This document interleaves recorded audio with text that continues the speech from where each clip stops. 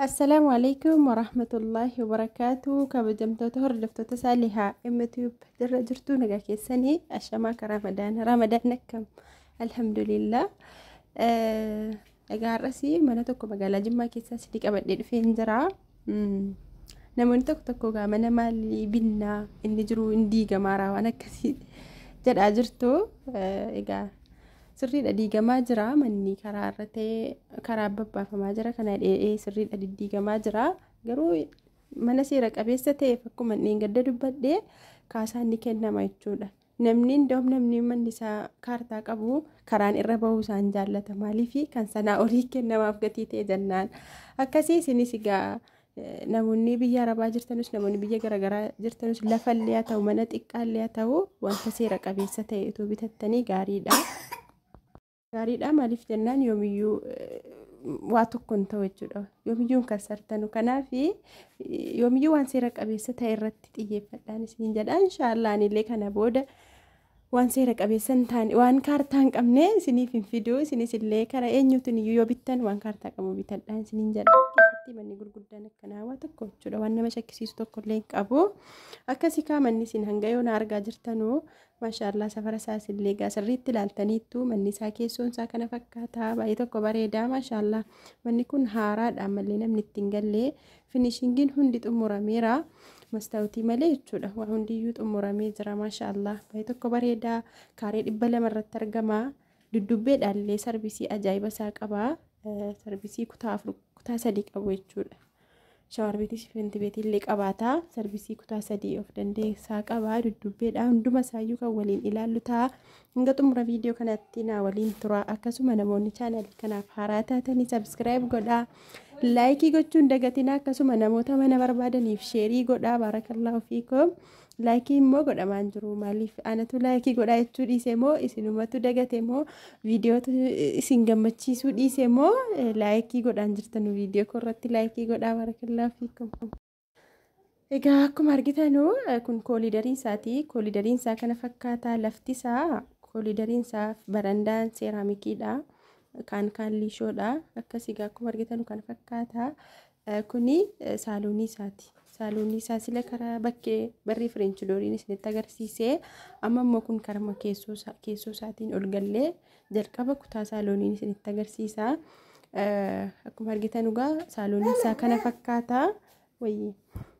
Akkuma argitan egaa kun saaloonii isaati walumaa galatti manni kun kutaa 5 qaba maashaallah kutaan isaas illee babal'aadha baay'ee tokko bareedaa haaraadha namoonni bitachuu barbaadan egaa lakkoofsaas irratti argamuun keessaan na dubbisaati.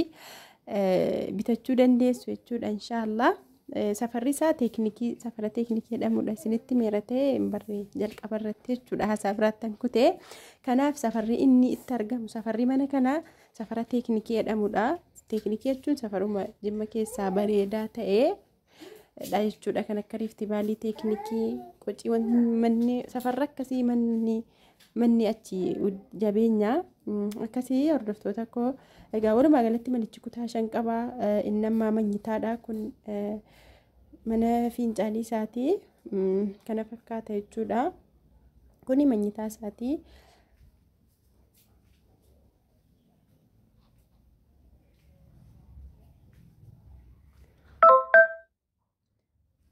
Kuni akkuma argitan kutaa ittaanu manyitaa lammaffaadha kun maksiyaan illee siinqiin jira kun manyitaa lammaffaadha.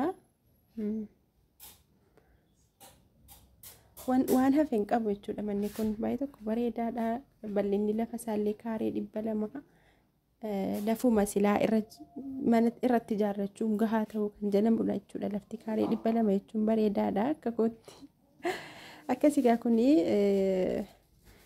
karaa borooti sarbisii isaa hunduma isaa hunda isaa ilaalaa hanga dhumaatti mana kana viidiyoo kana hanga dhumaatti ilaalaa namoonni mana bitachuuf yaada qabdanoo gatiin isaa gaa miliyoona 6.5 jedhamaara waliigaltee qaba suni miliyoona 5.6 waamichaa waliigaltee qaba namoonni bitachuu barbaadan itti dhihaadha teeknikii masjiida Kaalid masjiida magaalaa Jimmaa keessaa masjiida isa tokkoffaa jedhamu masjiida Kaalid kan jedhamutti dhihoodha jechuudha manni kuni masjiida Kaalid malee masjiidni dhihoon safara kana mana kanatti dhiyaatullee jira akkasii masjida Kaaliditti garuu dhiyoodha kunis akkasiin isiniin jedha hordoftoota koo teeknikeedha maqaa safarri isaa gatiin isaa miliyoona 6.5 jedhamaara walii galtee qaba bitataan itti dhiyaatu inshallah in mari'atama jechuudha. Kun akkuma argitan boroo isaati sarviisii isaa waa hunda isaa jechuudha.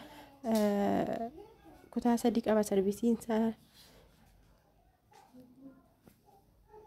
Akkasii ka hordoftoota koo manneen amma ilaalaa turtan kana fakkaataa inshallah manneen kanaaf kana fakkaatu isiniifan dhiyeessaa. Akkasumallee mana akkasii mana akkanaa safara akkasiiti gatii waan manaa jedhaati himaati akka gaafii keessan irratti hundaa'e inshallah isiniifan dhiyeessaa.